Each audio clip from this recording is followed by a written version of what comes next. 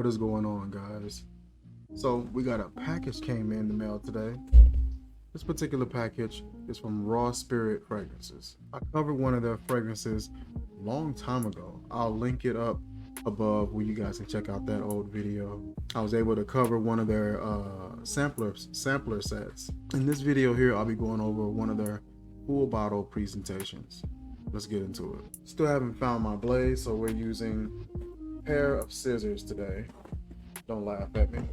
Open this up here. Here's our contents here. Raw Spirit Fragrances, well packaged. There's even Raw Spirit on the wrapping paper on it. This feels like a brick. You are met with a beautiful presentation here. Like a nice textured design on here. Got gold, Raw Spirit, Winter Oak. Got a metallic gold flake there. Very nice presentation. This is 100 ml, 3.4 ounce, Eau de Parfum concentration. Barcode info on the bottom. Nothing up top. You got a description, ingredient, and warning information on the back here. So let's get into it. I gotta say, man, the presentation is really clean. Nice, simplistic, but well done, well made. Got the gold metallic right on the front. Got the white packaging here. Slide this up, and just a gorgeous bottled presentation here. This is Winter Oak. Got like a really nice light yellow sort of a vibe going on with that juice. A very nice slim and tall bottle presentation. Really nice. That comes out of there pretty easily. Luckily I was ready to catch it. Really nice nice feel and design to that. Got yourself a black plastic cap here. Holds really well. Pull that up and you have a sort of a stout style atomizer. All black with the black nozzle. Check the atomizer here. Not bad. Like a shorter medium spray on that atomizer. Try this on the arm. And I didn't realize that this is actually, I think this is like a metallic cap. Very weighty. I didn't realize that was, I thought that was plastic, so I do apologize. And it also has the logo embellished on the front of it as well. So again, we'll try this right here on the arm. Love the way that this feels, love the way that this looks. So it's really smooth, really smoky. It's definitely an oak. Oak is gonna give you like this slightly damp, slightly dry and smoky sort of a feel in most cases. I have come across some oak that is just more so dry. This one kind of has like that little bit of a semi-damp, semi-dry kind of a feel to it.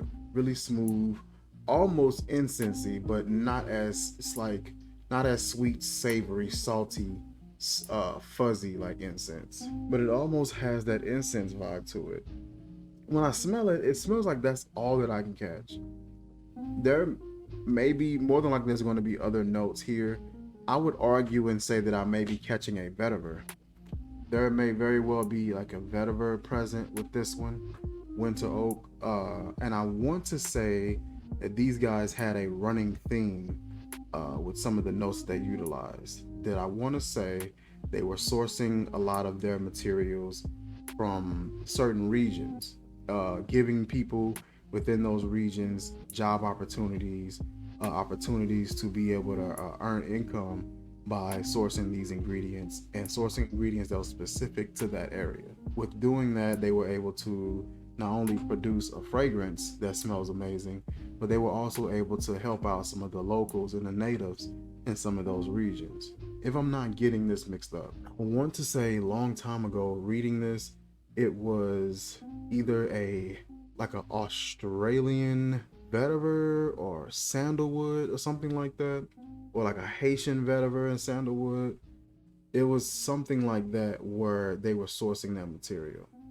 I want to say that it was possibly like a Haitian vetiver. It kind of has like that woodiness, has a little bit of like this dry, earthy vibe, a little bit of a smoke. There's like a dustiness to it as well.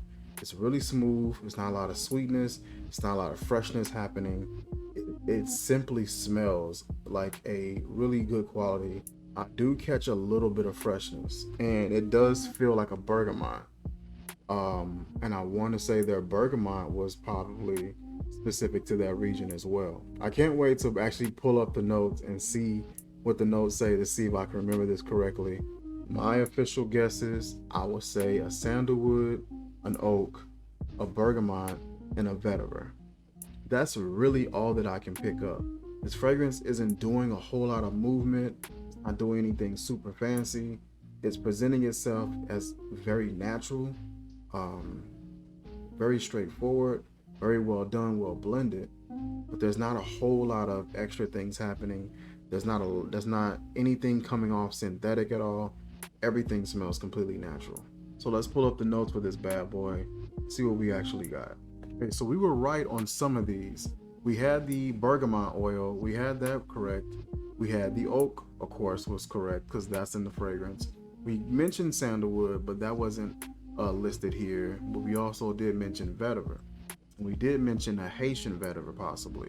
This particular fragrance has notes of clary sage, bergamot, pepper, Floridian lemon oil, geranium, saffron, mate absolute, clove bud oil, leather, suede, oak moss, oak wood accord, Florida and Atlas cedarwood, Haitian vetiver, patchouli, sleek musk. When I sprayed this at first, I wasn't really catching that bergamot, but when I went back in, I was able to catch it. And it's really fresh and it has a little bit of a sweetness that is there as well. There's a little bit of a sweetness that's with that bergamot that's really pleasant.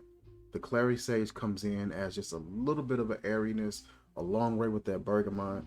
It's weird, when I first smelled this, I wasn't getting anything. I was getting mainly that oak, that vetiver. I finally got the bergamot in the first go around, but everything else I wasn't really catching.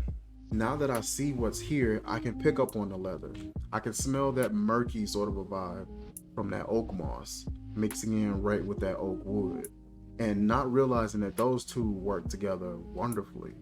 A little bit of that smoke from that oak wood, that dampness coming from that, mixes in with that murky, dirty water kind of a vibe that some oak moss is able to provide, providing like a perfect combo of that wet, that dry, that murky, almost rotted wood smell.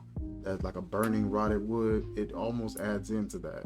The leather coming in, adding like a little bit of like this cold, peppery leather aspect to this fragrance. I really enjoy that. A labdanum would have came in and probably added the exact same effect. With the Haitian vetiver, it provides a little bit of like this dry, brown, grassy, woody sort of a vibe to this fragrance that goes right alongside that oak wood. I love the fact that they naturally source these materials and that the Haitian vetiver is actually sourced through fermentage over in providing some opportunities for some of the natives out in that area and establishing a long rapport with the natives in that area, sourcing that ingredient.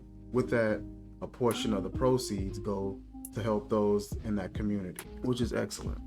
Being able to create a fragrance that can benefit you as the consumer, the company, as well as another third party, that's always excellent. What you're going to get when you smell this fragrance, you're going to get something that's warm, but it's not something that you feel would be exclusive to only cold weather settings. I feel like this could easily be done in the spring, mildly. I wouldn't pull this out summer, but I could pull this out in the fall. I can definitely pull this out in the winter. I believe it's going to have enough strength. It's going to linger just enough. That oak moss and that leather note is going to help that stick around a long time within this fragrance, and it's going to last a while on skin, and it's going to linger. It's going to linger in the air. It's going to be able to catch your nose. That bergamot is able to stick around and last a lot longer and become really creamy with the assistance of that leather, with the assistance of that suede. The suede comes in and sort of tones everything down so far as that leather and that pepperiness from that, because you also have a pepper note up top. Then you have leather, then you have that oak moss. So you got a lot of things that could come off slightly peppery and could be annoying. The suede comes in and helps complement the leather, but tone it down and sort of mute it just a little bit, help balancing it out. This fragrance is extremely balanced. For it to have all these different wood accords, clove, pepper, leather, suede, oak moss, oak wood, vetiver, cedar wood. It's a lot of things happening in this fragrance that could go awry and that can kind of become a little punchy and become a little bit much, especially Atlas cedar. But everything is balanced really well. Mate, I'm not sure what that smells like. I want to say that's something that usually sits really well next to like certain notes in a fragrance that is trying to give off a depiction of tea. I want to say it's like a really concentrated sort of woody herbal, but I'm not exactly sure. I haven't been able to smell that one on its own, but I've seen that note being used next to a black currant or a red currant in some fragrances, and you get like this really nice metallic tea vibe from it at times, but I don't know if that's going to be directly attributed to that note. The bergamot, in my honest opinion, is what gives this fragrance a little bit more charm. That creamy and fresh, slightly sweet vibe that you get from that, along with that clary sage, adding in just a slight medicinal and sweet airiness to it as well. I feel like those really bring a lot of character or bring a lot of charm to this fragrance.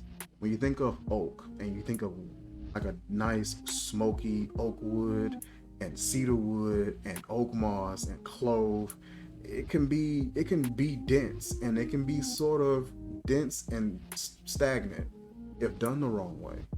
Adding in that nice creamy airy freshness to it that sort of lingers around, doesn't really sit up top in my honest opinion. It kind of lingers around the entirety of the fragrance and is able to provide a nice amount of movement, character, and charm to the rest of this fragrance. Love the presentation, love the bottle style. It's the first bottle style I have in my collection that is like this. It's really slim, long, have this sort of stature to it. Love the fact that the company prides itself on utilizing naturals, locally sourced naturals, and being able to help out communities where they source their materials in places that are a bit more impoverished or dealing with some misfortunate events and things like that. Being able to provide opportunities in those areas, I think that is pretty cool. I think that is essential. When I smelled this sample, I knew that I would love this fragrance. Definitely wanted to add this to my collection. This definitely tops off my winter weapons, as I call them, winter weather weapons. Love the fact that the word winter is in here, so you can't mistake this for what it is purposely made for. Smelling this now, you see that oak moss coming up a lot more as it dries down, that patchouli coming up a lot more. This is fantastic. Very masculine, but I wouldn't be opposed to a lady trying this one on as well. I will drop the link in the description where you guys can check out Raw Spirit. They have quite a few offerings, and they have some really good stuff, some really unique fragrances. Everything is just naturally done. Every fragrance you smell from them, it smells natural. Nothing's going to come off synthetic to you. Not sure if they use any synthetics within their lineup, and there may be some uses here and there, but everything, when you smell it to your nose, it doesn't come off that way. From everything that I've smelled from them that they offer, everything smells natural. And that is it for this video, you guys. Like, comment, share, subscribe, and I will catch you guys soon. Peace.